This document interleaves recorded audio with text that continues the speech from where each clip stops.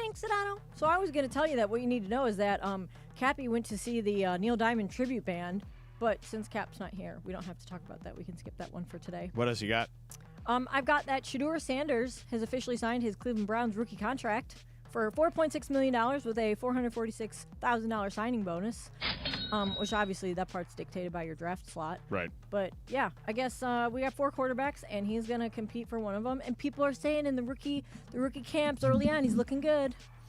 Yeah, he's going to be a pretty good quarterback, I think. Do you think that he'll start the season? I think it's not start the season? Yeah. No. You think he'll start at all this season? Yes. When you have 4 quarterbacks, you have none. Like game 15, huh? Yeah, at some point, yes. I mean, you got 4 quarterbacks, you got none. So, like, you might as well just, like, roll the dice and see what happens in training camp. I feel like you got to trade one of those guys before the season starts. Yeah, you probably trade Kenny Pickett. You know, no one he's wants got a Kenny little Pickett. value. Yeah. You know? Joe Flacco's on the team, right? Yeah. I think he's going to start. Yeah, but nobody's trading for Flacco. Oh, I'm just saying he's going to start the season. He's going to start the season. Yes, I would agree with that. Yes. Yeah, that's my guess too, and it's interesting how they signed him when they did, just because it was kind of at the end of the rope. There weren't a whole lot of there really weren't any options out there, and I just think it's interesting that they signed him and then went and drafted 2 other quarterbacks because I'm a believer in Shedeur. I do. I'm a believer in Shedeur. What about Dylan Gabriel? What do you think about him? No, I don't think he's an NFL quarterback. I don't get it. I don't get why. I don't think he's an NFL quarterback. Like, I've seen him plenty, and you know him, bro? He's like a small. No, I mean I did. I'm trying to think. No, he was at UCF. I didn't do any of those games there before Oregon, but I watched him play a ton, and at Oklahoma too. Yeah, he's like a smaller Tua. Like I just don't see it. You know, he's pretty short. When they showed him like lined up with everybody, all the other rookies, he looks pretty short. He's like, yeah. I mean, Tua has had struggles staying, upright, and Dylan Gabriel is smaller than him. So yeah, I don't see that at all. All right, that is what you need to know. Brought to you by Morongo Casino Resort and Spa. Good times, just the 90 minutes from wherever you are. All right, real quick before we get into, I want to get into the Dodgers too at some point here in the next couple minutes, but I just want to tell you that the most excruciating thing that you can do as an adult, that, again, in the non-threatening or terrible, life-threatening situations, like stuff you have to do as an adult, like adulting, the worst thing ever in the adulting category, which, again, is not anything catastrophic. Is moving? Moving. I always say that it's hell. It's moving the worst. is literal hell. I mean, I had movers, but there's still stuff you got to do. Like, even in your own house. Take stuff out the boxes, right? You got to pack a punch of crap. Mm-hmm. You have to, and then, like, today, I'm like, where are my jeans? I'm like, oh, yeah. Sedano, I'm still living out of boxes as well, man. I had to find clothes out of my boxes. I almost showed up in my chonas today to do Around the Horn in this radio show. The worst is the last haul, where it's like the most random stuff ever, and you don't know what to do with it. It's like you got like a broom over here and like some random box of trinkets over here, and it's just like, what do you do with this stuff? My pomade, I lost it somewhere. I didn't know where it was. I had to just go hairspray. I'm like, hairspray? What is this, like 1995? What am I using, Aquanet here? Like, what the hell's going on? Yeah, last time I moved, I hired movers, and I essentially didn't. Oh no, it's much better, obviously. But even with them packing up my boxes, and then I think the only thing I really had to unpack was like my clothes, my wardrobe boxers. But here, there's an extra layer of this is hell when you have 2 small children. Oh yeah, I don't know what that's like. Because here's what I would say about moving with 2 small children. In general, as human beings, we accumulate a lot of crap, even if you're not like a pack, someone who packs a lot, like a pack rat or whatever. A hoarder, per se. But children keep everything. Every little silly thing, every little Happy Meal toy, every little everything. Do you know how many times over the last couple days I stepped on a Lego or a Happy Meal toy or something because I was trying to pack things up, and I just did everything I could in my power not to curse out loud in front of my children. And then one time I thought I thought they were far enough away they didn't hear me, and they were like, "Are you okay?" I'm like, "I'm fine." And then as soon as you stepped on one of your stupid toys. Yeah, and then as soon as you box up or throw away one of said random toys, they'll like start looking for it. Like, where's my blah blah blah toy? Right. You have So no idea. I was like, it's just like there's just too much crap. And then my 11-year-old, she's just a mess. I love her to death, but it's like. And I guess I remember at that age I was kind of messy, but I also had Cuban parents or Hispanic parents who after a while would be like, you better clean this up or your ass is grass, basically. Speaking You're of not going to have that combo with That her? is not my style per se. I do lower the tone every once in a while. But, like, these kids, man, they have no idea. Like, I would get yelled at as a kid. Oh, yeah. I mean, immigrant parents and old school parents, you know, like, you guys had old school parents. I had old school immigrant parents. So, like, yelling was like a form of, like, communication. There was no... A form of love sometimes. Yes. and it could be anything. It could be they're mad at... Because I remember my wife, when I met my white wife, she was like, are you guys always, like, so angry at each other? I'm like, no, it's just the way we talk. It's just the way it is. It's just loud. It's always loud. Yeah, it's just loud. Do you yell at your kids more than, or Cappy? Like, which one? Oh, Cappy, definitely. Really? It's not even close. So out of you and Kelly, who's the strict one? I would say we're both pretty strict in the sense of just, like, she deals with them way more than I do because I'm on the road so much. But, yeah, I would say that I am very much like, I give them a little leeway, but then after a while it's like, hey, enough. And then when they hear enough, like, eyes start to tear up a little bit and, you know, all that kind of stuff. And you just kind of, like, you're trying not to laugh at that point. Do they have, like, the threat of, like, I'm going to tell your father? Because my dad, he used to travel a lot. I don't know. And I remember there was nothing worse than, like, my mom they're afraid of my wife threatening- plenty. I don't think they need to have the threat of me. Well, now, that worked with me growing up, too. Yes. Yeah, I was afraid of my mom, but it was almost like the Different idea of level her of fear. like her calling my dad. Like, I could not have my dad, like, know that I got grounded today because I would freak out. Like, he can't know. Yeah. But anyway, moving sucks. So if you don't ever have to do it, don't do it. Okay. But if you have to do it, find yourself some good movers. Okay. These guys were quick, man. They were done 6.5 hours in my house. It was impressive. So yeah. Shout out to Torrance Movers. But anyway, let's talk basketball here. You mentioned Alex Caruso. So Alex Caruso walked, right? Because the Lakers, I believe at the time, Funchy, correct me if I'm wrong, I believe the number he got from Chicago was about $10 million. Yeah, it wasn't that much. Right. And they made a decision to part with him because they didn't want to be in the luxury tax for X amount. And also, like, didn't it come down between him and THT? Correct. Oh, man. So they clearly have, and Laker fans, this isn't like, you know, I know we're doing revisionist history here, but even in Chicago, like, he was an impactful player. Like, you could see it. And now you have to see it. It's like the ex-girlfriend who's, like, leveling up. Right. Right. And you're seeing her and you're like, or him, and you're like, damn, for real? What happened with her? And you start thinking, like, how did this go down? Like, He's the Jokic stopper, and they could have used him. He didn't look like this when we were together. He didn't do all that when I was with I know. It really was fast. And by the way, it wasn't just Caruso now. I mean, in the regular season and even a little bit in that first round, although they got eliminated, Ivica Zubac. I've talked to, like, Trudell and a bunch of these Laker guys and a bunch of Laker fans. They're like, oh, well, it wouldn't have been able to afford him at the number. The number he got from the Clippers wasn't that much, bro. Like, I get it. You have to make hard decisions with the business. And by the way, this is pre-second apron, so now it's even harder, I would say. But now you look back because of the second apron, how punitive that stuff is, that you're probably like, damn, we should have just signed those two dudes.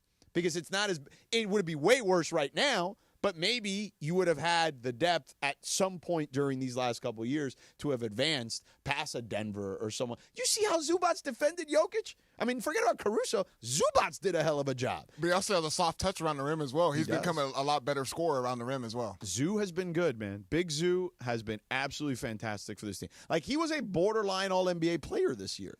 And those were homegrown guys. Well, I guess Caruso was with OKC's G League team and then eventually came to the Lakers G League team. But nonetheless, they came through the system. And that's the type of stuff you can't miss on those. You know, like, if you miss on those, that's tough because they're more cost controlled than they would if they're an outright free agent. But yes, they did choose THT. Well, if you sign Alex Caruso and resign him or whatever, you don't get AD, right? No, he was already here. Caruso was he here won when in they were. That's right. That's right. It was the year after the championship that they let him walk. Because I remember all the drama with that. Yeah. And I remember also people were pissed back then. Yeah. People were, like, devastated. He makes $10 million, man. Yeah. That's crazy. And look, I think the Lakers have done a really good job. You know what I mean? Like, they found Austin Reeves, right? Like, they find guys. Rui Hachimura, they traded like 5 second-rounders for him. They've done a good job. Like, he was not this kind of player with the Washington Wizards, although I would say that a lot of guys are like that with the Washington Wizards because they may be literally the worst player development team in the entire sport. And that's not an exaggeration. So, but they've done a good job. But, man, those are tough ones to miss out on. Could you throw Josh Hart in that conversation as well? Just seeing what he does a lot for the Knicks as far as offensively. But you needed to get AD. Like, that one, I don't – Brandon Ingram, Lonzo, and Josh Hart, I get it. You got to get AD. Randall as well. Throw him in that. Yeah, Randall as well. Like, I get it. And Randall wasn't this. Like, you couldn't have expected him to become this. Like, Mike was talking about this during Trudell was talking about this during Crosstalk. Like, I mean, he's become a top 20 type player in this postseason. He's really freaking good. Yeah, he's done a lot for the Timberwolves this postseason. I mean, it's been insane. Like, he's allowed Ant to flourish in ways, too. Like, Ant is the guy drawing, obviously, the most attention, but Julius has been able to take advantage of that and then draw some attention as well towards himself. So I have been very impressed with those guys, and it really is the ones who got away. And, again, the ones who got away at a decent price. That's the thing that I think really bothers me a little bit, and I'm certain it bothers Laker fans. All right, listen. Coming up next, let's get into the bad Dodgers weekend. Let's just have the conversation. Got to talk about Kershaw. It didn't look good, needless to say, right? But let's get into kind of Kershaw's history, okay, coming off of injury, because I think that there's a story to tell there. But first, speaking of stories, if you get injured in an accident, you got to call Jacob. Call him at 844-24-JACOB. That's 844-24-JACOB. Tell him Sedano, Mason, and the crew at 710 sent you. Any accident of any kind, you got to be wondering to yourself, what are the advantages of hiring our guy Jacob, my friend? Well, first of all, you're hiring someone who's been handling cases since the 90s, okay? Lakers were in the Forum back then, all right? But maybe the simplest answer, Jacob and his team will hold your hand throughout the entire process. Because this thing can feel daunting, man. Like, it's a lot. Jacob will handle everything. The phone calls for the rental car, get your car fixed, find you the doctor in your area, and then deal with the insurance company, which is a huge pain in the butt. Do that on your behalf. And Jacob can get you the medical attention you need and deserve immediately. And with nearly 3 decades of experience, he has the reputation and the clout to get you the compensation that you deserve during these times. So when you call an attorney, you want one who's respected. So you call Jacob because he's the real deal. 844-24-JACOB. Tell him Sedano, Mason, and the crew at 710 sent you. That's 844-24-JACOB. 844-24-JACOB. Or visit them online at calljacob.com. ESPN LA is black and gold. Hey guys, double down with me in my first ever $10,000 blackjack tournament. It's going to happen on June 6th at the Bicycle Casino. You know it, the Park West Bicycle Casino, 888 Bicycle Casino Drive in Bell Gardens. Here's what we're going to do. We're going to have a live broadcast from 3 to 6. But when you walk in, I want you to say, double down with Cappy. You go to the Players Reward Desk and you get your free entry into the tournament, which is going to start at 7 o'clock that night. Remember, it's June 6th. Double down with Cappy is going to get you a free entry into the tournament, which you're going to need to get because I'm telling you, this thing's going to fill up real fast. Live radio, real cards, big prizes, very limited seats. So lock yours in now. RSVP for more information for all the details on the tournament at ESPNLA.com. Hey, it's Travis. Join us Friday, May 30th from 9 a.m. to noon at Legends Attic in Claremont as we celebrate their 1-year anniversary and kick off the Freddie Freeman World Series Game 1 Walk-Off Grand Slam Ball Tour. Plus, Oral Hershiser are hosting special guests, Dodgers voice Joe Davis, Steve Sachs, Rick Monday, Jaime Harin, Peter O'Malley, and more. Giveaways in the amazing art of Dave Hobrick. Purchase your tickets for meet and greets at legendsattic.com. We'll see you Friday, May 30th at Legends Attic in Claremont. Proudly founded by Premier Physicians in partnership with Hoag. Learn more at HoagOrthopedicInstitute.com. Hey guys, have you checked out the all-new Park West Bicycle Casino? With a new owner, fresh renovations, and upgraded amenities, it's a whole new way to experience LA's premier table game casino. From poker, blackjack, ultimate Texas Hold'em, and Baccarat, they've got all the action for ESPN LA listeners. Brand new players who sign up for their Players Reward get $30 in match play. Just say, Cappy sent me to get $30 in match play. Park West Bicycle Casino. Please gamble responsibly. Problemgambling.ca.gov. 1-800-GAMBLER. GEGR-001291. GEAR-001292. GEAR-001298. BSIS license number 1358. Individuals and businesses with tax problems, listen carefully. Do you feel like you're losing control of your finances? If you owe over $10,000 in back taxes or have unfiled tax returns, we can help you take back control. The IRS is the largest and most aggressive collection agency in the world, and they can seize your bank accounts, garnish your paycheck, close your business, and file criminal charges. Take control of your tax problem now by calling the experts at U.S. Tax Shield and take advantage of the Fresh Start program and new laws that may allow us to negotiate a settlement for the lowest amount possible. Our team of tax attorneys and enrolled agents can stop collections and get you protected so you can take control of your financial future. U.S. Tax Shield offers a price protection guaranteed quote to get you protected today. U.S. Tax Shield is A+ rated with the Better Business Bureau, so call now. 800-687-5192. That's 800-687-5192. U.S. Tax Shield. 800-687-5192. And it is Sedano and Kap, your Monday afternoon. Today, on this day back in 1962, Marilyn Monroe saying her famous "Happy Birthday, Mr. President" to JFK at NYC's Madison Square Garden. Almost as important in pop culture, on this day in 1997, Hanson released the single "Bop." Sedano and Kap continues your Monday afternoon right now. Bop. These kids were like super popular for 5 minutes, man. I was obsessed with Hanson. Really? Oh my gosh. Did they have like another hit? I don't think so. No, they didn't. They had like a couple of songs, but nothing was a hit. Lizzie knows the songs, right? Oh yeah, I had their CD and everything. 1997, huh? Yeah, I was in like 5th grade probably. I wasn't even born yet. Damn, dog. I was just about to say I was in college, but damn. You really made me. I mean, 5th grade would make me feel old. Then you like hit me in the head with a hammer. Sorry, wasn't born yet. Okay, D. Just saying. It's the truth.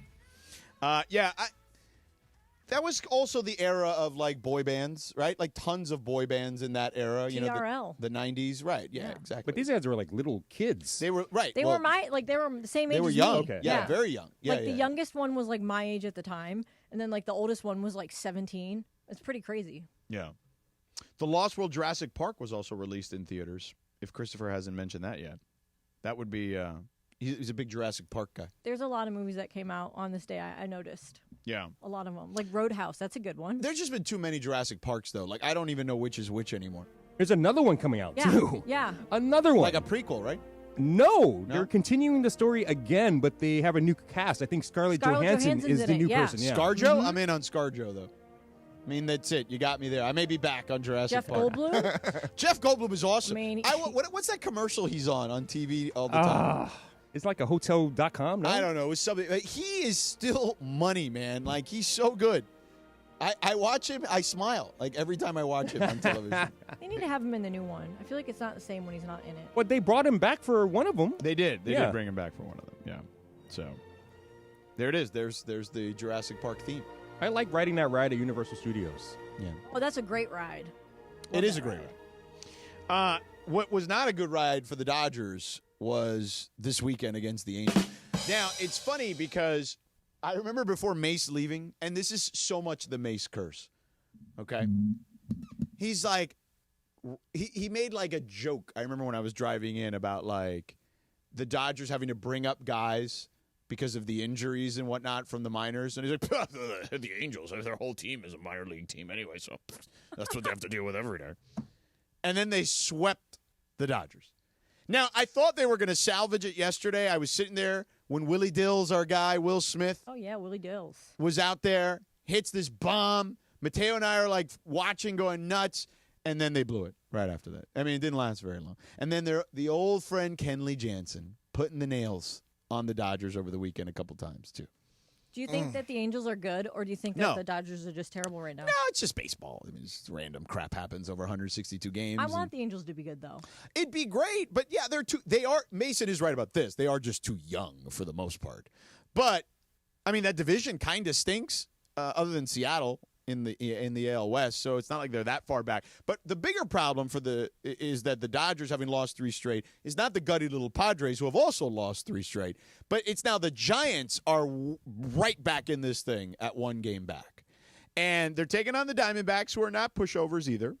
So I think the Diamondbacks are, they're 4 out at the moment. So the West is going to be incredibly competitive. It's basically going to be, they're each going to win about 14 or 15 games against the Rockies over the 18 games that they play or whatever it is. And then they'll beat up on each other a little bit. Do you think that they made a mistake by giving up not 1, but 2, as Cappy would call them, heart and soul guys in Austin Barnes and Chris Taylor? No. Some people were really, really upset about Chris Taylor. I get it. They've been around forever, but Chris Taylor hasn't done anything in 2 years, it feels like. I mean, he probably had 1 moment in the postseason. He played well in the playoffs, yeah. Right. He had a moment here or there in the postseason. But you can't just It's the Dodgers. Well, look, it's not like in basketball. Some teams will have an old head, a vet at the end of the bench because there's 15 guys. You know what I mean? And you're not really playing 15 guys. So you can afford to have one of those dudes. In the thick of a pennant race, you can't be wasting roster spots, especially if you have injuries. By the way, if you're Max Muncy, this is the 2nd year in a row you've gotten off to a slow start. I get it. Some guys are notorious slow starters, and I love Max Muncy, okay? But it's May.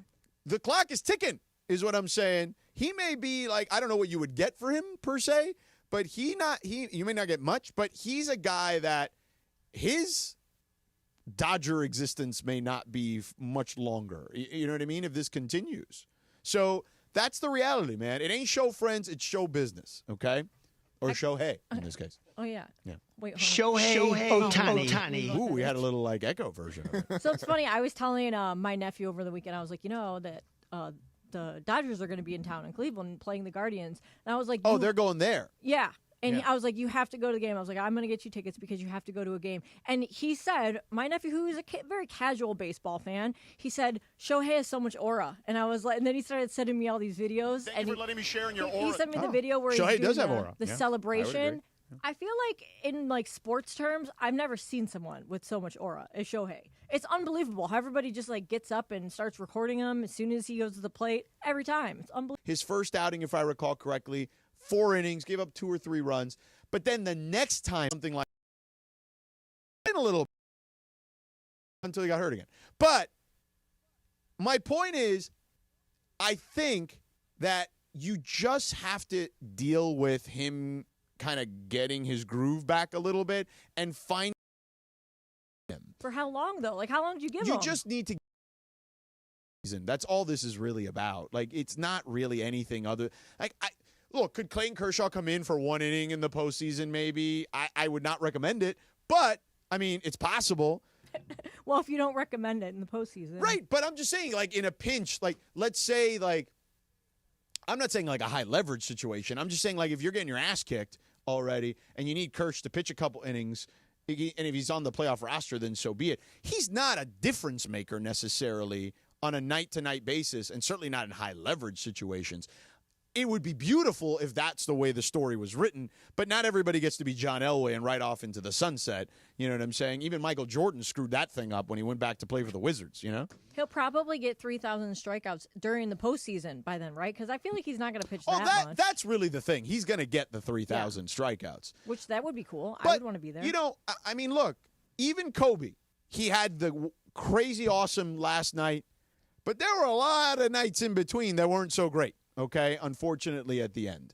And even that night, if you recall correctly, did not start off great. What was he, 1 for 7 or something like that to start? So Father Time is undefeated for a reason. But I do think Kershaw, I mean, what did he give them last year? Hold on, let me double check here real quick. I feel like he gave them... Not much. No, as far as starts are concerned, he gave them 1, 2, 3, 4, 5... Yeah, I'm 6 starts, 7 starts. You know what I'm saying? 1, 2, 3, 4, 5, 6. Yeah, 7. Yeah. If you told me, okay, I mean, he started way earlier. Last year, it was after the All-Star break when he came back. So if you're telling me this year, I don't know, man. He pitched from after the All-Star break to the end of the season. That was 7 starts, and that was about a month and change. 30 innings, 24 strikeouts. If you tell me he can give you 10 to 12 starts, maybe even a little more than that, just to get you through, man, you take that all day. Like that's what a realist would do. Now, look, in those 10 to 12, could he have a gem in there and he throws 5 innings of shutout baseball? Yeah, I think it's still possible because he knows how to pitch, but it's not likely that's going to be the regular done with regularity rather. And this was a guy that I think Dodger fans, the smart ones, the ones who watch the games every day and certainly the ones who go to the games, like they know. Like you just want him to go out with some semblance of dignity, right? And I think that's the goal here. Hey, you can still help us win some games. You can knock off some innings for us, especially right now because we're in a pinch because we got 15 guys on the IL. And, just give us some innings, man. Hey, man, give us some innings. He's like $8 million for a ceremonial player. Well, kinda, I mean, it's a little more than ceremonial, and $8 million is really nothing. It's a drop in the bucket, and Yeah, for the Dodgers. Well, pretty much for I would say most teams like the top 10, but yes, definitely the Dodgers. I would agree wholeheartedly. All right, coming up next, we got Radio Tinder. All right, no Cappy today because the internet situation has been a disaster. He put something on social media. Hey guys, I don't know what happened. I'm not out of pocket. I was in my home studio. I got like kicked I off the am air. every day, and it didn't work. I don't know what to tell you, but I'll be in studio tomorrow.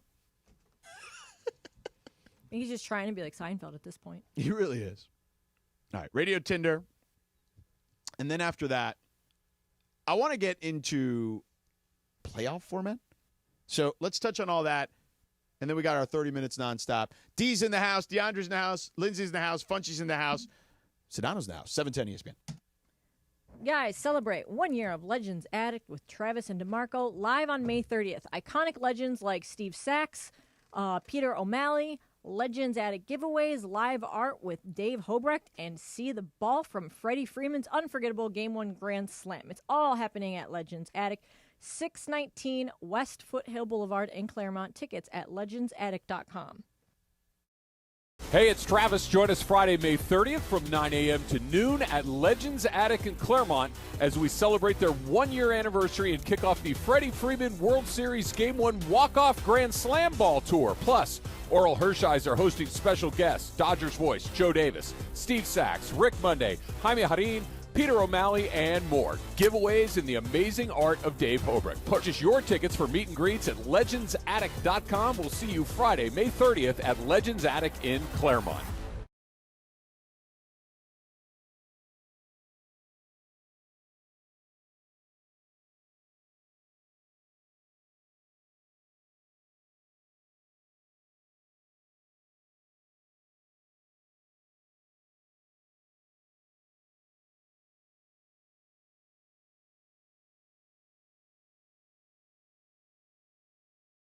It's Travis and DeMarco on 710 ESPN. Don't navigate the legal system alone. Hey, it's Travis. At the personal injury law offices of Joseph S. Normand, they will fight tirelessly to get you the max compensation you deserve. Joe and his team understand the emotional and financial toll that an injury can take on you and your life. Call 213-747-2000 or visit normandlegal.com. The law offices of Joseph S. Normand have helped thousands of people like you recover millions of dollars in settlements and verdicts. Visit normandlegal.com or call 213-747-2000. Your recovery is their priority. Ever feel like the road is out to... Thankfully, Hyundai is always working to ensure it doesn't, with over 130 IIHS Top Safety Awards since 2006. IIHS Top Safety Awards include Top Safety Pick and Top Safety Pick Plus awards to Hyundai vehicles from 2006 to 2025. Lease a Hyundai Tucson for only $259 a month, or get 3.99% APR for 72 months. See your SoCal Hyundai dealer. Offers end June 2nd. Call 714-568-7676 for details.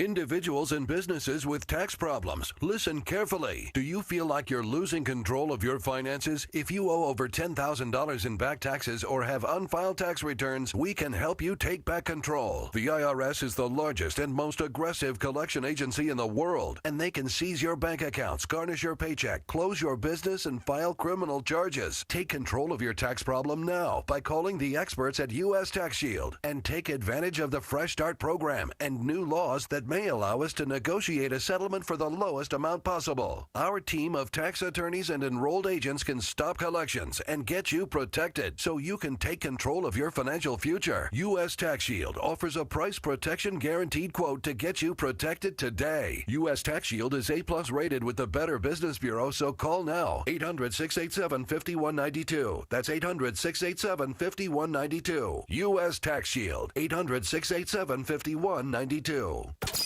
And it is Sedano and Kap, your Monday afternoon radio Tinder time. We like to play a TV theme or a wrestling theme. How about this? We lost it back in 1993, but happy birthday today to the great Andre the Giant. You can follow her at Lindsay Baseball on Twitter or Instagram. Don't forget about our new sponsor, the Crazy Hernandez Brothers. If you're in the market for new flooring, shop at Hernandez Wholesale Flooring, where every day is a deal. No gimmicks. Call 866-62-FLOOR, F-L-O-O-R.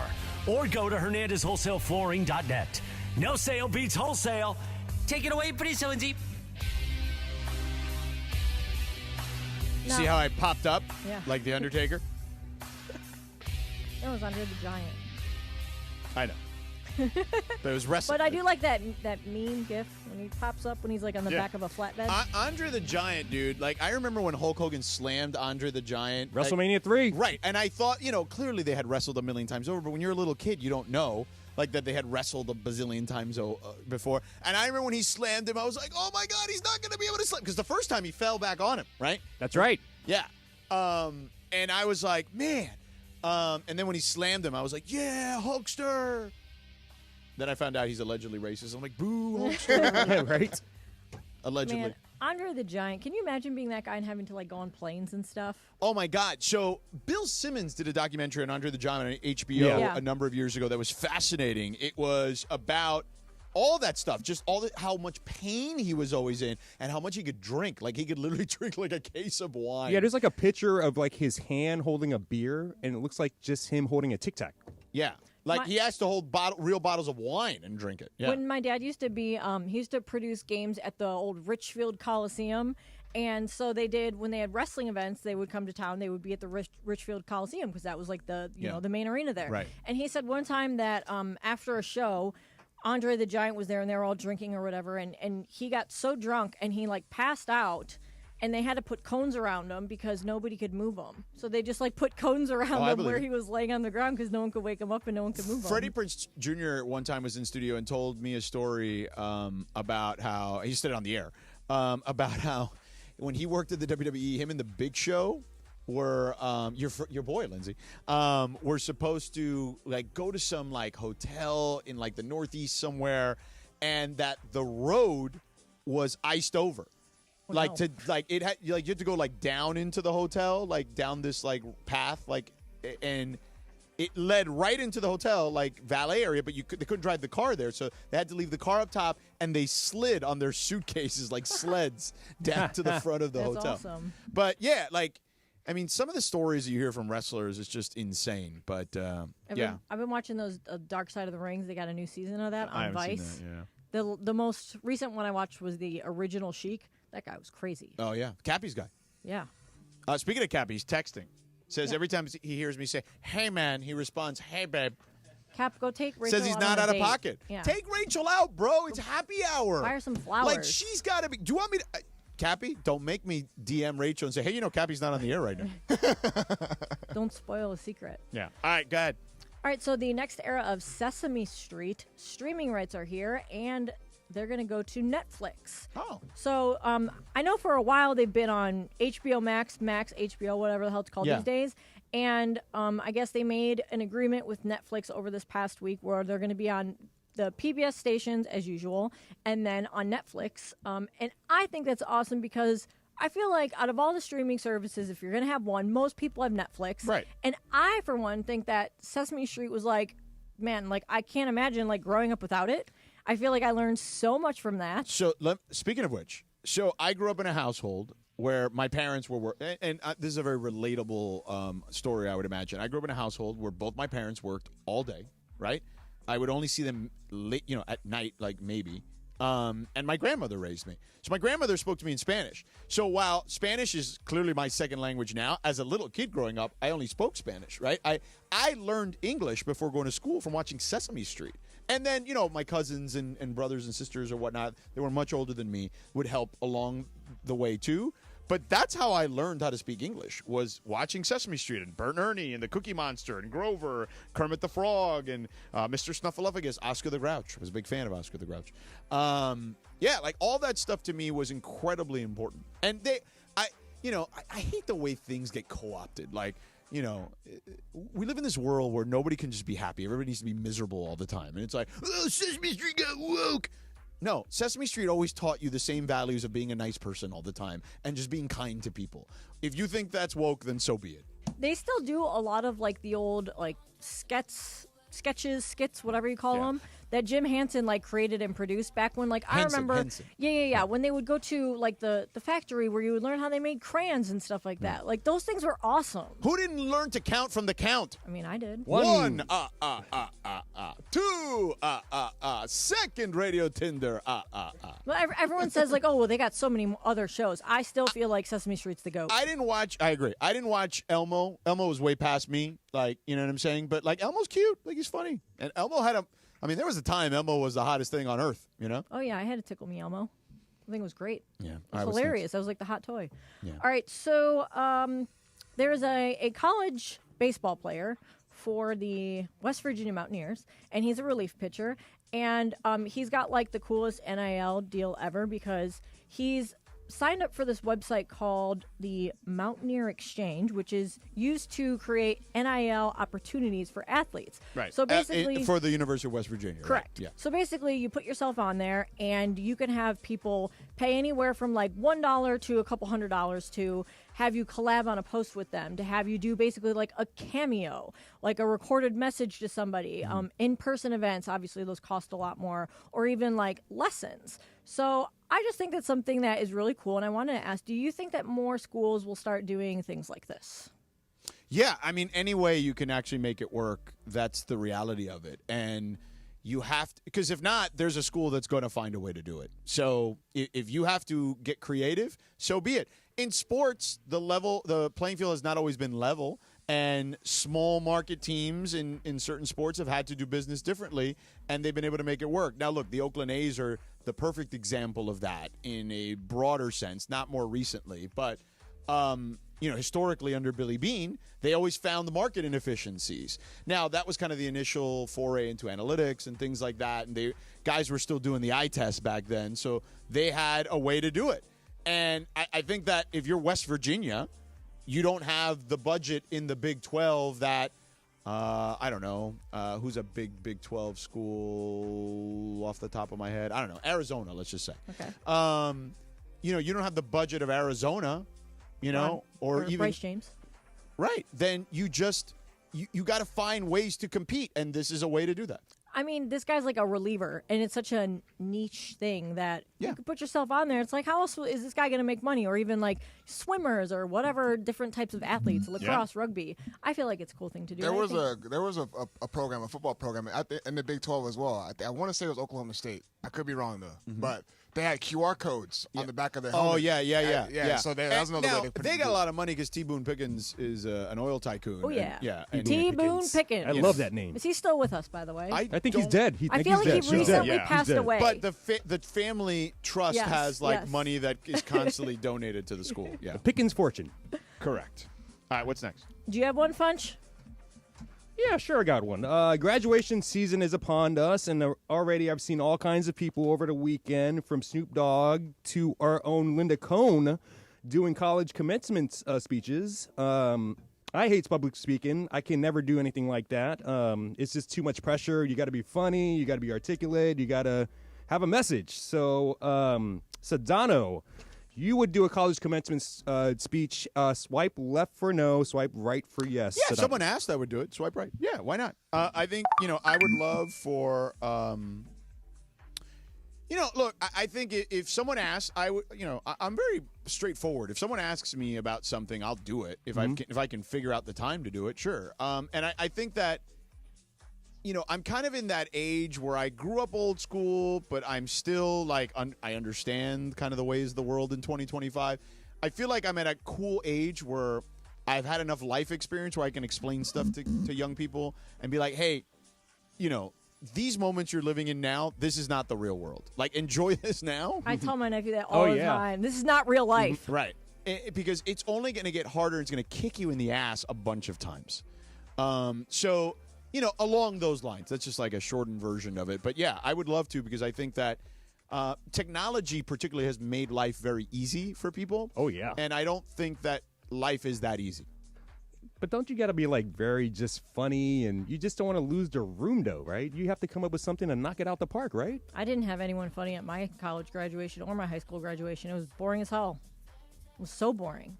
I mean, you see all these schools of like, Larry David and Bruce Springsteen and like cool, like Charles Barkley. Yeah. Like, I want to have a school that has a cool speaker like that. Yeah. We have some breaking news, guys. We do? How about we save it for the other side? Okay, all right. Let's do that, because Lindsay has this NFL playoff format changing, too, that I want to get to.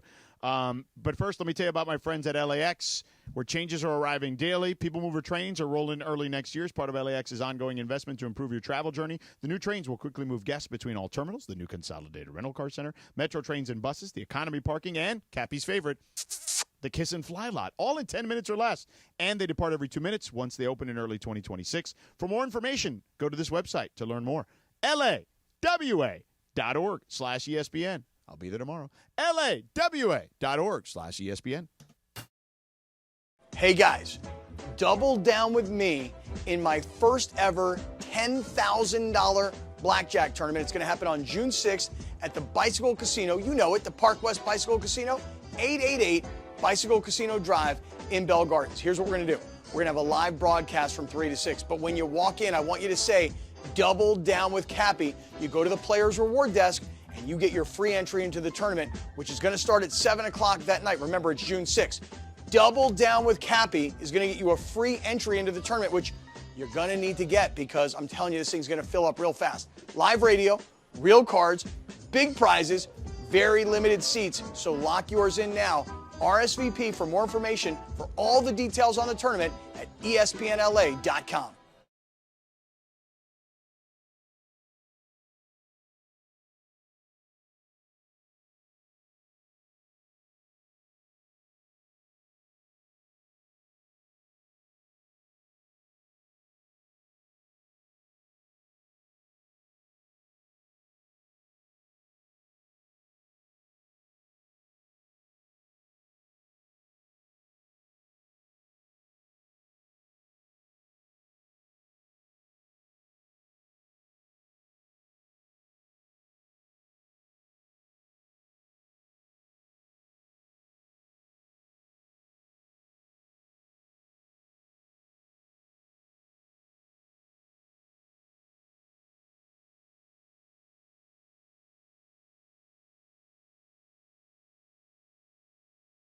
Hey, it's Travis. Join us Friday, May 30th from 9 a.m. to noon at Legends Attic in Claremont as we celebrate their one-year anniversary and kick off the Freddie Freeman World Series Game 1 Walk-Off Grand Slam Ball Tour. Plus, Oral Hershiser hosting special guests, Dodgers voice Joe Davis, Steve Sachs, Rick Monday, Jaime Harin, Peter O'Malley, and more. Giveaways in the amazing art of Dave Hobrick. Purchase your tickets for meet and greets at legendsattic.com. We'll see you Friday, May 30th at Legends Attic in Claremont.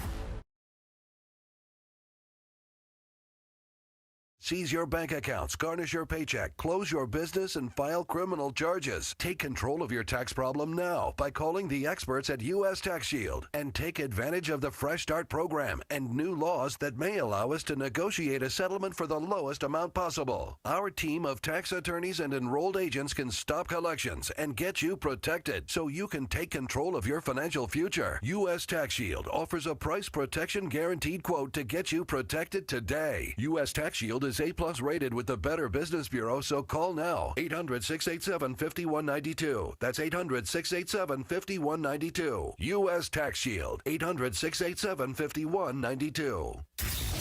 And it is Sedano and Kap. Your Monday afternoon on this day in 1994, Fox's sketch comedy, The Legendary In Living Color, came to an end. And on this day in 1990, the #1 hit, Madonna, Vogue. Sedano and Kap continues your Monday afternoon right now. Oh, I remember voguing was a thing. I mean, people were doing it. It was weird. The 90s were strange. They were cool, though. I mean, I was like, I was little, so I guess I don't know. Odd. Strange, cool, odd. A strange combination of all those things. Like the 90s, there was a place for everything, is what I would say, in the 90s. It may not have all been mainstream per se, but there was a place for everything, and we were less judgmental, I feel like, at that time. Or at least not openly, because we didn't have social media where we knew everybody's thoughts every second of the freaking day. That's part of it. No filters. Oh, best and worst invention ever. I mean, got to put up with dead meow every day. Oh, he's harmless. He is harmless. I said that only because he was giving me crap about something over the weekend that I happened to see. But anyway. What would he do without us, you know? I know. What would he do? He'd be one dead meow. Exactly. Exactly. Right, yeah. So, Cappy is text again. I mean, Cappy, just go to happy hour, bro. He's like, George is a fan of Oscar the Grouch. Let's go touch that grass, man. Go see that sunlight, man. It's nice weather out there, too. It's beautiful today. Go hang out with Justin. Justin probably would love to go golfing or get a drink. For sure. Get a little 9-hole action in. Sun doesn't go down to nearly 8 o'clock, man. Get some chicken wings, a little martini. Ooh, that sounds good, actually. Take Jack for a walk. Yeah, exactly. It's not going to gum anybody, you know what I mean? What are you going to do? All right, what was your breaking news, Funchie? That was the breaking news. Sedano, Cappy can't leave us alone. That was it. Breaking news. Cappy's texting again. Cappy can't leave us. Love you, Cap. Is he going to text next? You complete me? Probably. Something like By that. the segment end. Yeah.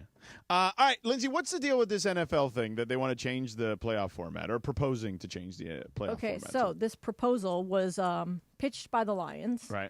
And this is the one that failed. No, this is the one they're voting on this week. Oh, okay. So they tabled. That's the one they tabled Correct. at the meeting for the next meeting. So they tabled a couple things, and then I guess like the first set of NFL owners meetings were like, you know, the whatever ones, and now they have like the ones where it's just the owners, like the media is not there, blah blah blah. It's like the league's annual meetings. Oh, so this is one like they vote on got it.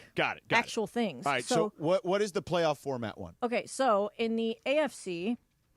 Well, what is the actual format? They just want to do by record and not division winners won't get any would favored have status? All 4 division winners would qualify, right? As would 3 additional wild card teams. But rather than division winners automatically being seeded 1 through 4 and receiving an automatic home game. Seeded by record? Correct. Okay. And then all the tie-breaking stuff would remain the same. So they basically do what the NBA does. Correct. Yeah. So, I mean, if you did that, which I hate when there's like a team like the Bengals one year won 8 games and they still made the playoffs because, you know, and then you had other teams in the AFC that had like 13 wins that didn't make the playoffs because. Well, there's never been a team that won 13 Okay, games. maybe like 10. Right. 10 is, yes, that happens every once in a while. So, for example, like last year, I'm trying to see, like the Bucks were 10-7. And they were the 3 seed, but then you had teams like the Vikings, Commanders, and Packers. Right, all had the Vikings. better records. This is because the Vikings kind of got screwed. But I don't understand why the Lions would care about that. Like why they're the ones that proposed that. Because, I mean, they were the 1 seed no matter what.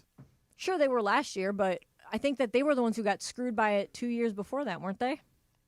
Yeah, I guess. I mean, I think it makes more sense that once you have the division winners, like just do it all based on record there.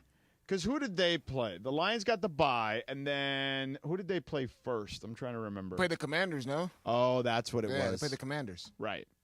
Whereas in this case, the Commanders that's a hell of a job, man. Would have been the 4 seed, and they would have ended up. I mean, who knows what they would have ended up? They could have ended up with like the Bucks or the Packers or the Rams, even. The Rams would have been the 7th seed. Right. Don't you think this makes more sense, though? Yeah, I'm fine with it. I mean, I don't know. Do people hang like division banners still, like in football? Like I don't know. No, but the seeding matters, don't you think? No, I got you. But I'm just saying, like, does winning because like there are traditional divisions, like the NFC East people, they're like, we want to win the NFC East. You know what I mean? Like the Cowboys and the Commanders and the Giants and the Eagles. Hell like, yeah. They want to win. By the way, the AFC West has been like that historically too. You know what I mean? Like those teams want to win their division. So I guess, I'm okay with it. I don't care enough, like, to really, like, create a huge stink about this. I could see where teams winning games. But here's what I would also argue. Did you win games because of a weak division? Right? Well, that's the point, yeah. No. But what I'm saying is, what if you stack up? Like, let's say you play in this terrible division, right? Like what's the worst NFC division? South. Yeah, the NFC or the AFC South, right? And there's one dominant team that wins like 14 games. Everybody else got like 6 or 7 or 8 maybe max. And you kind of loaded up on your division. You ended up winning like 6 games in your division out of your 14 wins. Like I'd have a beef with that too. So I don't know, man. Like it's a two-way street is what I'm saying. I think like last year was a big example of that when the Bucks had, I think they had the first round bye. Because they won their division. No. It was first round. There was only one bye. Now. Okay, so they had the first round home game is what I mean. So they have the first Correct. round home game. Correct. And then you had teams like the Vikings who won 4 more games than them. Right. But it they didn't had to matter go because on they the lost road. to the Commanders anyway. You're right. So. You're right. But you could argue that Baker would have. I just feel like, and I'd love to do the math on this. What home field advantage in the playoffs actually means over the last 10 years in the NFL. Send Sig that question. Got it. Yeah, just see what they come back with. See, being an Eagles fan, home. The link is a big deal. It's a big deal Well, because the weather. of exactly, The weather. exactly the weather Here, conditions. The weather. Big Eagles fan here, huh? But by the way, if you're the Bucks, like I'm sure you loved playing, in Tampa where it's like 75 degrees, in January, So like those teams want the home field too. But I'm saying that doesn't that make it the purpose of the division more is knowing that you win your division, you get that home field advantage, and you got to come and travel to our home place. You got to get on that plane, get in. I just feel like that has more value than winning the division. I would be curious to see if fans actually care, because to me, remember we started the show like the NBA for a long time didn't understand the theory of the customer's always right, and they kept pushing back. Because fans were clamoring for the 90s, and it really wasn't the style of play they were clamoring for per se. It was the physicality. Now people are back watching the NBA in a way that we hadn't seen in a while, and particularly during the postseason where the physicality has been ramped up. And you've got these young stars people are gravitating to because of that, because there's more eyeballs on the thing.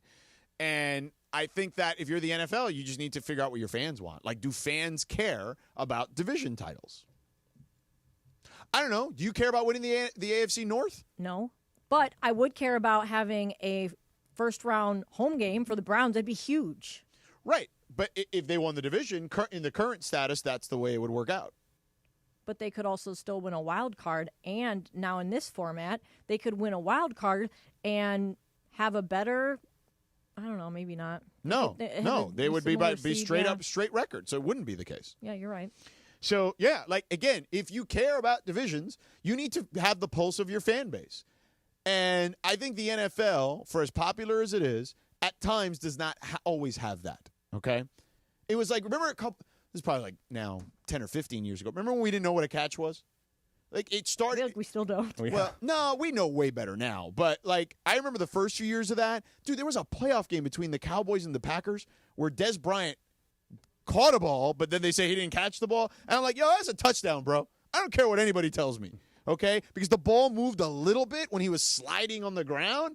I don't love that rule because life isn't perfect. You're not going to make the perfect catch, especially in a sport with that kind of physicality. So, and the fans were pissed about that stuff. Like, they did not love that. So I do think that there is a law of diminishing returns here. Like, you still need to listen to your fans about stuff like this. And if they care about divisions, then you don't change it.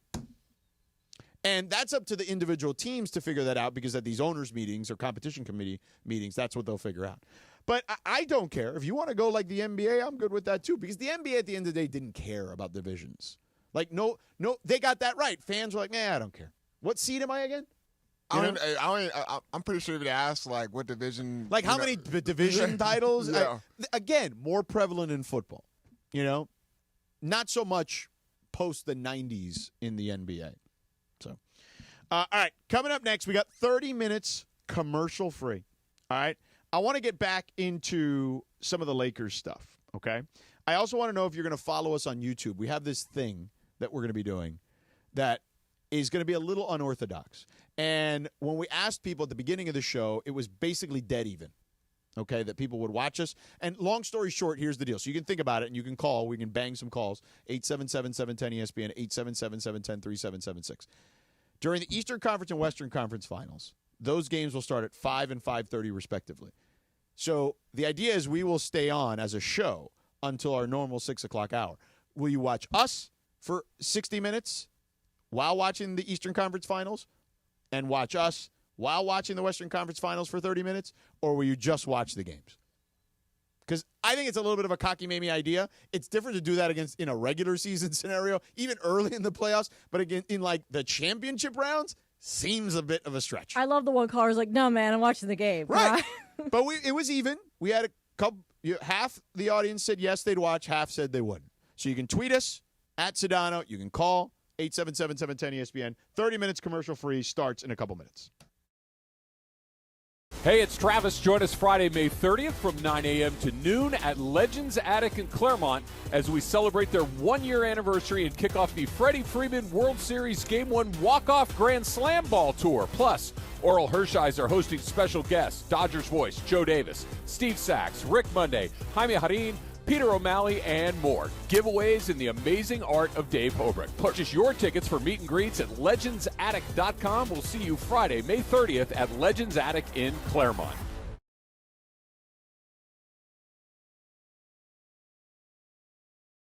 Code CAPPY, K-A-P-P-Y, make a $5 play, get a $50 bonus. You've heard that before. But let's talk about this.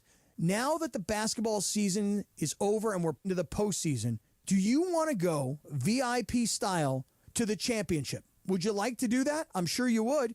Basketball's championship series is not that far away. Every lineup you make on Prize Picks will enter you in the Takes Two ticket sweepstakes. It's on right now on the Prize Picks app. And this could get you and a +1. So you and your guest are going VIP style to the ship, okay? The ship, as in the championship. Download the Prize Picks app. Use my code CAPPY, K-A-P-P-Y. Make a $5 play, get a $50 bonus. Prize Picks, run your game. When pain keeps you from doing what you love, Hoag Orthopedic Institute gets you back to you. We are ranked number 18 in the nation and number 1 in Orange County for orthopedic and spine care by U.S. News & World Report. From the surf to the green, our world-class doctors are there, which is why more Californians choose Hoag Orthopedic Institute for orthopedic and spine care more than any other hospital. At Hoag Orthopedic Institute, there is no one better at getting you back to you. Proudly founded by premier physicians in partnership with Hoag. Learn more at HoagOrthopedicInstitute.com. Hey guys, it's Sedano. Los Angeles International Airport's People Mover trains begin rolling early next year as part of LAX's ongoing investments to transform and improve your travel journey. The People Mover trains will quickly move guests between their terminals and our new consolidated rental car center, metro trains and buses, economy parking, and Kiss and Fly lot. The trains will make it simple and fast to get to your LAX destination in 10 minutes or less, and trains depart every 2 minutes beginning in early 2026. Learn more at lawa.org/ESPN. 710 ESPN, your home for the 17-time world champion Lakers. KSPN Los Angeles, a good karma brands radio station. This is the city, Los Angeles, California. It's 5 p.m. in the Southland. Turn it up, man. Time to blow that 5 o'clock whistle with Sedano and Cappy. That's right, it's the 5 o'clock hour on Sedano and Cap. And it's time for 30 minutes non-stop. Sedano and Cap on 710 ESPN. With fun and frivolity, tomfoolery and hijinks, and Cappy doing his thing. Thanks to our friends at Real Father's Rights. Real Father's Rights, the father's rights attorney. Visit RFR710.com or call 833-ESPN-710. Let's do it, 5 o'clock in the Southland. 30 minutes of nonstop Sedano and Kap starts now. You ready for this? And time for the Real Father's Rights 5 o'clock hour on 710 ESPN. Let's do it, Jack. Beep, ba-da-bap. Do da da da. Beep, ba-da-bap. Boom, ba-da-bap. Boom. Cappy's not here. You miss Cappy for this, huh? The internet. Yeah, that's the one time I do miss him because you need like a double. Did he text again? He did. What did he say now? You complete me. This is the way the Hebrew brother is wired. Hashtag workhorse. Yep. It's a heart and soul guy for real, man. Hey, journalism over there. Okay, I know you won the Preakness. How about you mosey your ass over? Why don't you go to Del Mar? Seriously, go have happy hour there. You live right there. I can't wait till tomorrow when he tells us all about what he did on his, quote, day off. Yeah. Cappy's big day out. He's been texting us. That's what he's going to tell us. This is why I text you, because you guys said this. By the way, who said journalism is dead? Huh? How about that? Journalism. Hashtag workhorse. Hashtag journalism. It would have been nice if journalism would have won the Kentucky Derby, since I had, some cash on journalism in that event. Nobody had him on this the one, horse. right? Yeah, I don't bet the Preakness. I'm super casual. I know nothing about horse racing. I literally take what the people I know that actually bet horse racing do, and I listen to what they say. I did have like 1 or 2 bets on the horse that actually won, the 18 horse, whatever the Sovereignty, I think it was. So I did make a little money, but all my big money was on journalism that day. Had to ride journalism. Anyhow, you know what I want to get into real quick?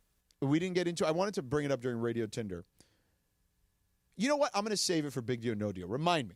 I have one Big Deal, No Deal I want to do. Okay, I'll make a note like Cappy does. Yeah, make a note. Exactly. Because I do have something from over the weekend that I was like, huh. It was a conversation I was having with my wife when we were watching SportsCenter, and a highlight came on, and I was like, oh, this is going to be interesting. And I had not seen the game yet. Just knowing who was competing and what was at stake. I'll leave it at that. How's that for a tease? That's a great tease. But can I ask you really quick then about, since we're getting into things that were on ESPN over the weekend? Yeah. So before the game yesterday, the Denver OKC game. On ABC, right? On ABC, they had the XFL game. Oh, that's right. You were mad because they... I wasn't mad. I was just pointing it out that Bob Stoops and the Arlington Renegades were not going to be happy that them and the DC Defenders got pulled off after the DC Defenders came back to win 33-30. I mean, that was like a crazy game, so I had turned it on at like third highest scoring in UFL history, which is not that long. I turned it on because I was like, oh, they're going to start this pregame, they're going to stretch it out, and I was like, well, that'll be over in like the next 20 minutes, and then they ended up having to move the game because it was still going on, but I was invested in that. Why'd they do that? Why? What did they move it to? E2. E2. Like, you can't go from ABC to E2. That's like quite a jump. I mean, listen, you're lucky it wasn't like E News. I mean, I don't even have... Or, by the way, E+. Like, there have been times where if our game is going long, like when I do college football, this is a little inside radio or inside TV in this case, we're in like a blowout situation. Like, I'll never forget, early last year, we did week 1, it was like Louisville against Austin Peay.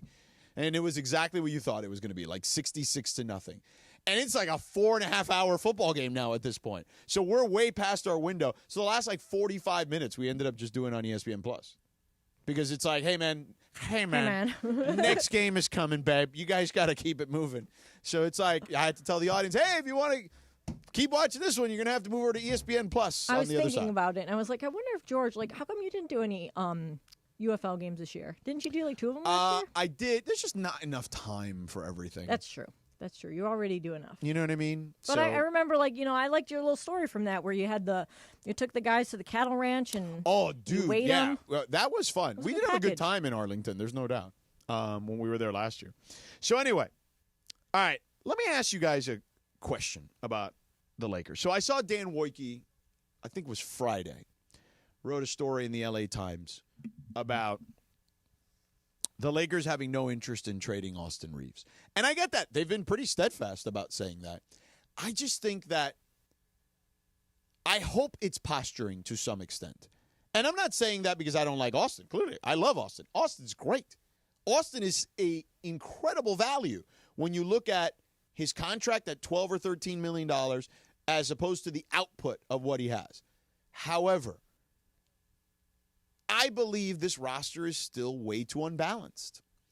And I just don't know if you can win at the highest levels without big bodies anymore. And it's crazy to say because we went from an era where the Golden State Warriors were playing Draymond Green at the 5, and before that, Amari Stoudemire and Chris Bosh were playing the 5, and those guys were not considered 5s by any stretch of the imagination back then. Hell, now they'd absolutely be 5s. Even in today's day and age, they'd be big bodies. But we got to the point where, like, P.J. Tucker was playing the 5 for the Houston Rockets in a game they missed 27 straight three-pointers in a Game 7 or whatever against the Warriors and Kevin Durant and Steph and those guys. So we went way too far the other way, and now you got to have some bodies. We talked about this, Lindsay. We were talking about your team, the Cavs. I said they got 2 bodies, right? They got Jared Allen. I know we can debate the merits of Jared Allen another time. Oh, you can trade him. Okay, I mean, I would trade him. And Darius Garland, too.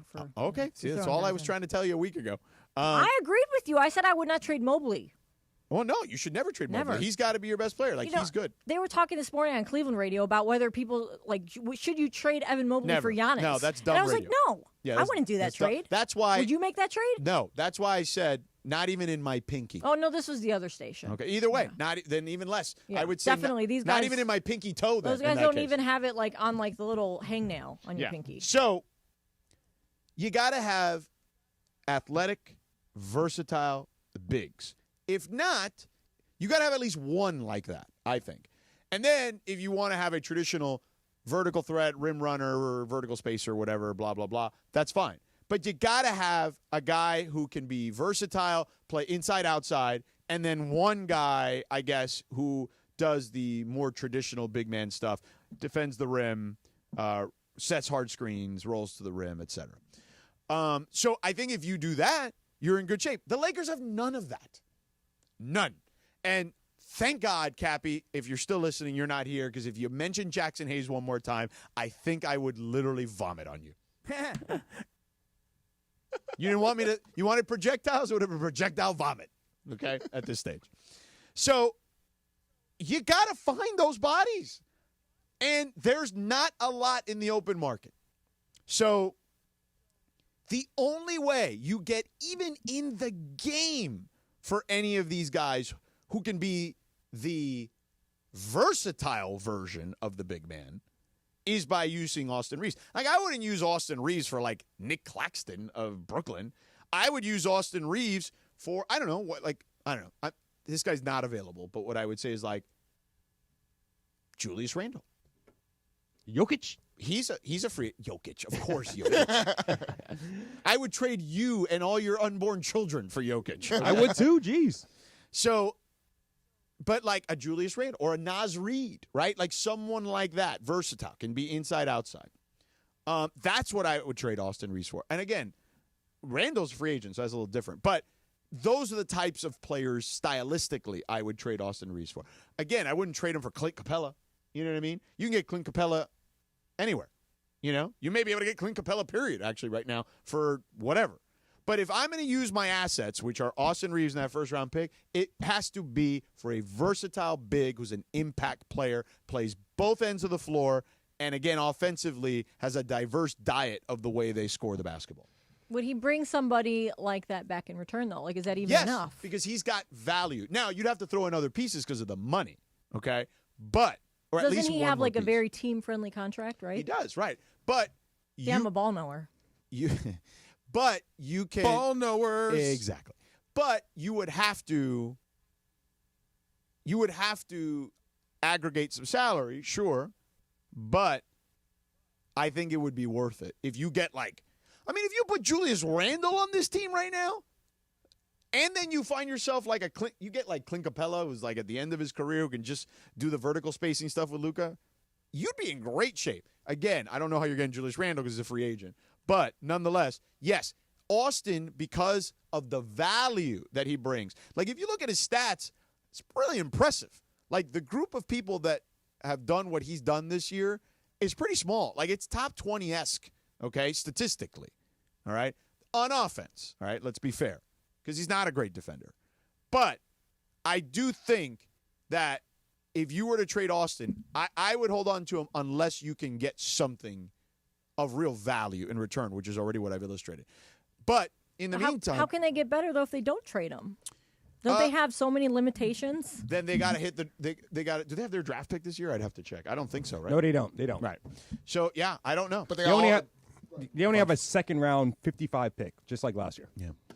Yeah, it's not we need to have Bobby Marks explain it in Well, like Bobby's gonna layman's be on terms, in 3 minutes. But they have all those expiring contracts as well, with like Rui, Gabe Vincent, Right. Finney Smith. Yeah. And me personally, I think Jared Allen would be a great fit with this Lakers team because I think he has a great soft touch around the rim, but he does a lot defensively well. He also is kind of an underrated passer. He does a lot where he rolls and does a good job of kicking out. So I know Lindsay doesn't like hearing this, but I think Jared Allen is a great asset as far as the traditional. Listen, if the Lakers had Jared Allen, they'd at least Yeah. be.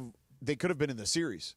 You know, Because I mean, and he's the style that the Lakers play. As far as JJ Redick, and he did it early on in the season. As far as they like to switch 1 through 5, so Jared Allen can switch. He makes a good amount of money though. Yeah, I mean, and wouldn't that $30 million for Jared Allen? You guys paid Jared Allen $30 million. Yeah, they did that last year. Just last year, That's a lot of money for Jared Allen. I know, but you know what I will say is like, so is it? Am I correct in the understanding that they can go over the second apron? They just have to pay a luxury tax, or is it basically just like a hard cap now? I mean, most teams treat it like a hard cap. But what if you have somebody who's willing to spend and they like Ballmer? Oh, look at Boston.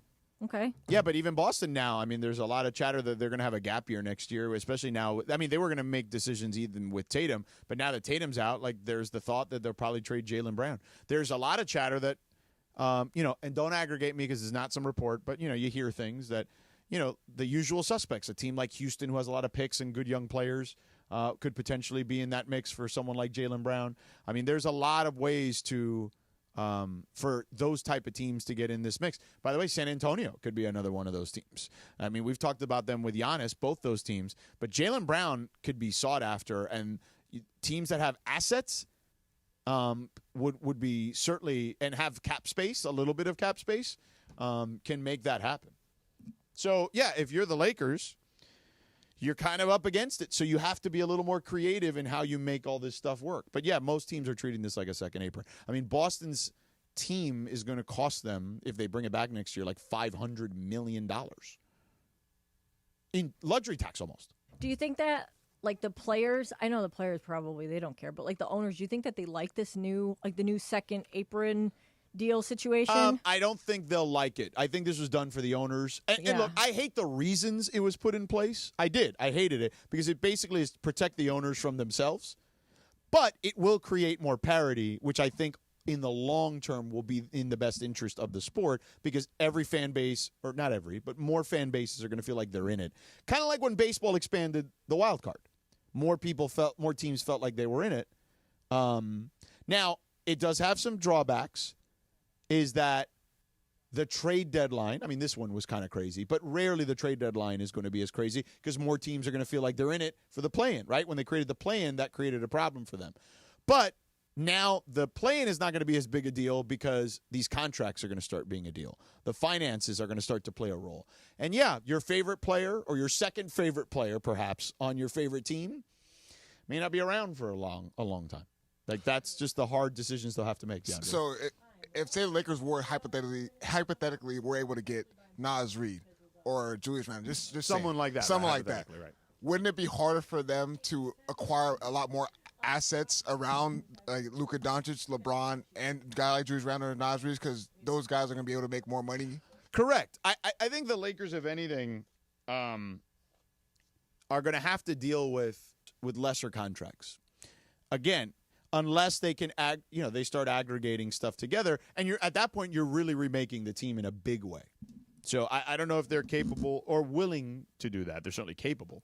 I just spilled this water on me, and now I spilled more water. Great. Anyhow, in the meantime, meanwhile, let's go to our guy Bobby Marks. Thank you, Funchy. I was looking for that. Bobby, how the hell are you? How we doing? Are you in good. OKC yet? No. I am home from Chicago from the Combine last week, and so all is all is good. We're kind of a little bit of a, we got no obituaries to write. We're a little like we got the Final Four right now, right? We don't have to worry about anyone's season ending, and we can draft and free agency in a month and stuff. But looking forward to exciting conference finals. As am I. So, but before we get to that, we are on in LA, and I need to ask you, because I was actually just talking about it, so it's perfect timing, about the Lakers' maneuverability or possibilities. So Dan Wojcicki of the LA Times wrote a story. They're not interested in trading Austin Reeves. I understand that because he's a great value, but I also think you don't have a lot of assets, and you're probably going to have to remake this team. Now, I wouldn't trade him for just some random big man. Like, if you're going to trade Austin Reeves, I think you need to get a versatile big man, I think, in that scenario, or someone of that ilk. And you can couple that with your first rounder and maybe aggregate another salary to make it work for a player of, a top 30, 40 status, right? So I think that would be the way I would go about it, but I'm generally curious how you feel about their maneuverability or lack thereof. Listen, they have basically, I guess, three you could look at as far as what direction they go. Certainly, remove LeBron and Luka from the equation here. You have the option one, which is, as you mentioned, is your player that has the most value, which is Austin Reeves. As far as what you can get back for him, I think the ability. The question is that is a team willing to trade for him? Because I don't think he's going to extend. And it's nothing to do with the Lakers. It's based on that he's on such a low number that they're limited as far as whoever. Right. What he can get back. Yeah. Basically playing out the year. So I think that presents a little bit of a problem, but, players rarely change in free agency. So there is that option. There is the expiring contract option. So you basically are cobbling together, whether it be Rui or Kleber or Gabe Vincent, the numbers start to add up there in your pick, which is in 31. Or it's the option that we saw them try to do at the deadline with Connect, and they kind of showed their hand a little bit as far as, 31 first or swap or, whatever direction that gets you. That's really guys that are on kind of rookie contracts that we saw like Mark Williams. So, yeah, it's three different paths. Certainly we'll see who's got a player option for next season. He's got until the end of June to figure out what he's going to do here. But yeah, I mean, you gave up most of your draft equity as far as certainly in prior trades and then with Luka and stuff. And so I understand the Reeves because it does bring you back the most value. But there are also the other two options that you could try to explore and see what else is out there. Like the Miles Turner thing, I'd heard his name. Certainly, I think the likelihood is that, listen, the more they play deeper into the playoffs, the likelihood is that he goes back. So it's like it's hard to get a center in free agency. That's the hard part. There's just not a lot of bodies available, too, right? No, free agency is like the dying breed of roster building nowadays. It's it's probably the draft and then trades, or you could flip flop. And then free agency is kind of a distant third here. Bobby Marks, ESPN NBA senior front office insider with us here. Let me ask you about just what you saw from Luka Doncic, okay? There were plenty of criticisms coming out of Dallas, and I think, I would not have traded the generational superstar for one first-round pick in Anthony Davis. I think that, most people would be in that camp. But it was done. But let's talk about the stuff on the floor. Yeah. JJ talked about, quote-unquote, being in championship shape. I think everybody immediately, their eyebrows raised in that scenario. I think we all know what they're talking about. Some of the stuff, by the way, as we've heard from Dallas previously about that. And then defensively, being able to compete on a higher level. What can they do about this? Because you basically, Dallas did it last year. They built a really good team around him and, a bunch of guys who could defend. Again, I don't know if the Lakers are going to be able to do that with Austin Reeves also on the floor, but what can Luka do? And is he capable of changing his stripes at this stage of his career to be better on the small stuff, which is the body and the defense?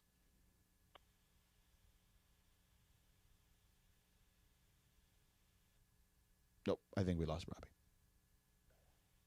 Bobby, you there? Yeah, I'm here. Oh, there we go. We got you. Yeah, can you hear me? Yeah, we got you. I mean, listen, I think building a roster, trying to build a roster around him like Dallas did is the goal. Can you change a player into becoming a defensive-minded two-way player at this stage? It's going to be a challenge. How about defend for like 3 seconds during the play? Well, it's interesting. Like there were you go back and watch some of the regular season games. Certainly that Knicks game where they won at home, the Dallas game in Dallas, right? I mean, I know there were some certainly flaws there, but there are signs there. I mean, some of it's still it's the effort level, right? It's the intent, it's the effort level. Can you teach effort? Probably, it's up to the player there. But listen, I think that we can, critique Dallas as far as not getting what they probably should have got back. But you do understand, like when a player is under your roof for 7-8 years, that eventually starts to wear thin on you and stuff. And that's big reason why Dallas wound up going in a different direction here. So now the goal is to, to not repeat as far as what happened in the first round of the Minnesota series as far as moving forward. All right, let me ask you about Giannis, because the expectation is he's going to figure it out here over the next, weeks and months or whatever, if he wants to stick it out in Milwaukee. I don't see a reason for him to stick it out in Milwaukee because they don't, as you know, they don't control any of their draft assets for the next several years. I believe it's 5. And, there's just not a lot there left, right? What are some of the teams that you think can make a realistic push for Giannis, both from a draft capital standpoint and to keep them afloat, because they're going to need to actually be competitive? Yeah. Well, that's the biggest thing, right? Like whatever you give up, you still want to be in a position to still compete for a championship and certainly add other things around, Giannis. I think certainly, listen, San Antonio, where San Antonio is at right now at 2-14 in the draft, of some draft equity, and they've got some young players and some contracts that can be moved. Sin will be linked with everyone just because, as far as what they have with the picks and a lottery pick and a kind of a win now roster here. I think if he does ask out, if I'm Giannis, I'm trying to stay east as much as I can, because the West is so tough. It's crazy. Oklahoma City is going to be here for a long. I mean, Oklahoma City is going to be here for a long time. They're like the one team that can the CBA here. But then you look at all right, if you're going to say East, then who is it? Besides Brooklyn, and if you're going to Brooklyn, who are you going to play with? Although the Nets have all the draft capital, does Miami have enough to get a deal done without giving up Hero or Bam? I don't think so. Right. So it does become a. It's like, listen, everyone will call about Giannis, but when it comes down to it, are there teams willing to give up 4 guys, and as you said, kind of still be there to have enough to build around him? What do the Knicks have draft-wise? I know they gave up a ton, 5 picks for Mikal Bridges, but they have players for sure. Well, yeah, I mean, listen, they have they've got a first-round pick from the Wizards that's protected next year. It's a matter now of do you want to touch your basically it's your parts of your starting 5. Let's say remove Brunson from the equation.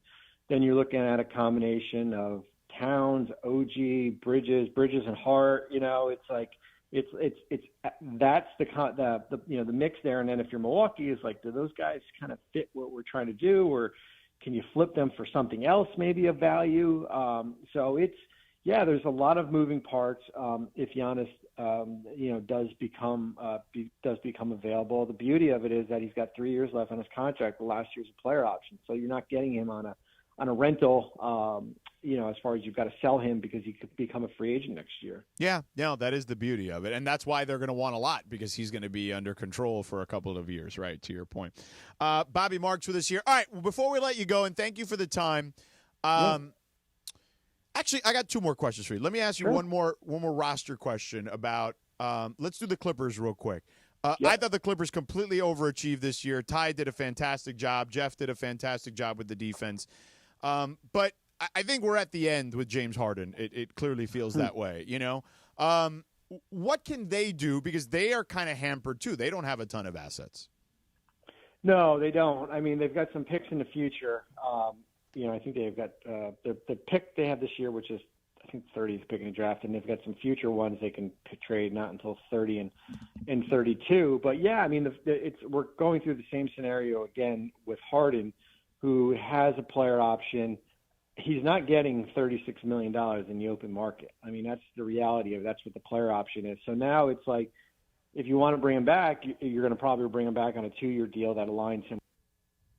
The interesting thing, George, is what do you do with Norman Powell, right? Who was on, who had a good first half of the year, and then should have been an all-star. It was terrific, and then he had some injuries, and then certainly was kind of up and down. It's like, are you willing to kind of extend the long-term contract? If I was in the Clippers, I'd try to go after Drew Holiday. That would be the guy that I would try to go get. Right, because Boston's going to be peeling stuff away. Right, yeah.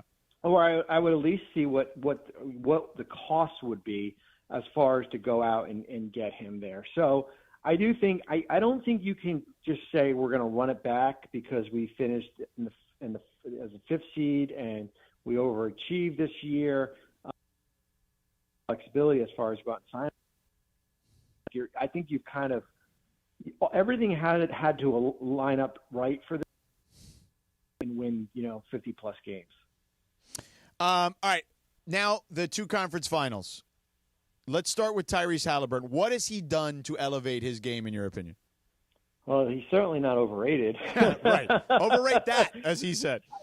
I would say the great point guards, and I was fortunate to have Jason Kidd in New Jersey. They make everyone else around you better, and he has elevated everyone. I mean, certainly what Siakam has done, it's no coincidence, and Pascal has played terrific. Better. This might be the best he's played. So he controls the game. It's going to be interesting as far as the matchup with Brunson because you have a bigger defender on him. Yeah. But the ability to basically do it a lot of different ways, whether it be scoring, whether it be assists, certainly defensively here, he makes the true great ones, as I said, kind of make everyone around you better.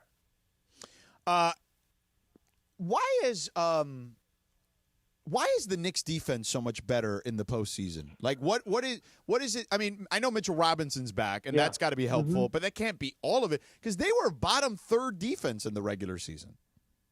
Yeah, I mean, listen, I think some of it has to do with matchups. I think when you get what we saw Game 6 against Boston was as good as a defensive performance we've seen in a long time. And what we saw in Game 1 and 2 in Boston at the end of games was as good. Sometimes it's about matchups. Certainly when you have the big wings with Hart and Bridges and Anunoby, that kind of masks some of the things that, Jalen is, least efficient at, certainly from a defensive end. So it's going to be a terrific series. I think both teams are really evenly matched. A little bit different as far as how Indiana plays compared to New York, but it should be a terrific series. On the West, look, I've been around OKC for 3 years. Like I called their first play-in game. I was there in Dallas when they lost Game 6 last year.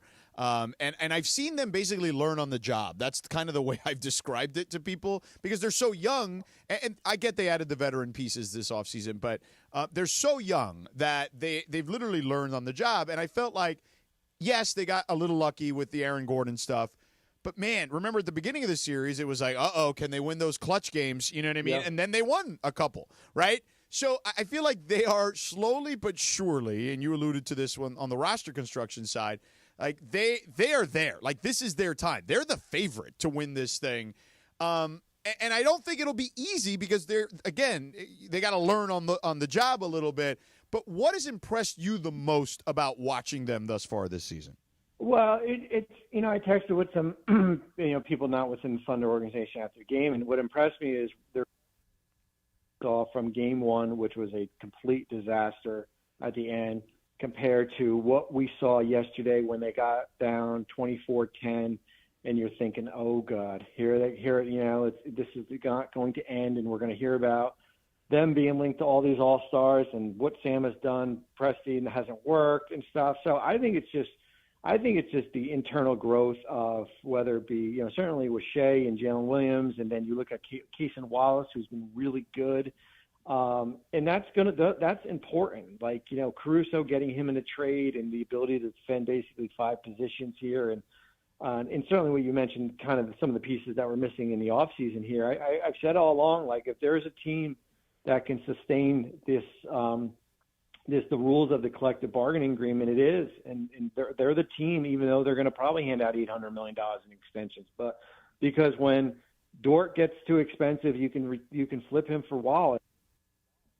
It's the draft picks that are coming in. I mean, George, they got 6 first-round picks in the next 2 years. It's crazy. I mean, it's 2 this year and 4 next year. Yeah. It's remarkable. And some of their younger players haven't even played this year. So it is remarkable. Listen, if they had lost, it would have been drastic and it would have been devastating. But I still would have wrote their offseason and said, basically, you got to get back